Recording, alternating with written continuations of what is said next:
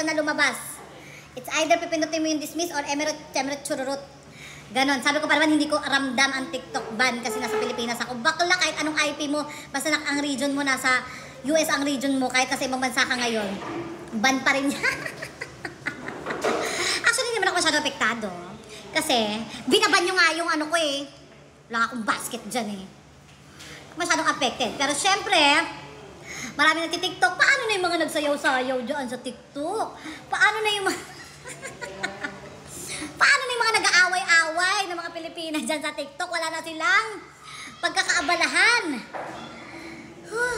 It's either bilhin niya ni Elon Musk o ni Mr. Beast o kasi sino po siya pilato ng bilyonera dyan sa Amerika.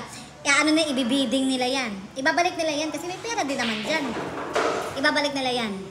Paano na ang pagsayaw-sayaw? Pati mga bardagulan dyan, mga nagbabardagulan na Pilipina dyan sa Amerika. Paano na wala na silang libangan? Bumalik kayo sa Facebook. Ako kasi Facebook ako eh. YouTube, Facebook, ganyan-ganyan.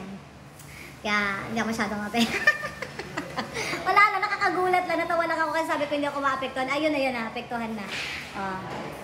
Di ban nyo na lahat. Babalik din naman yan. Kasi bibilhin niya ni Mr. Beast.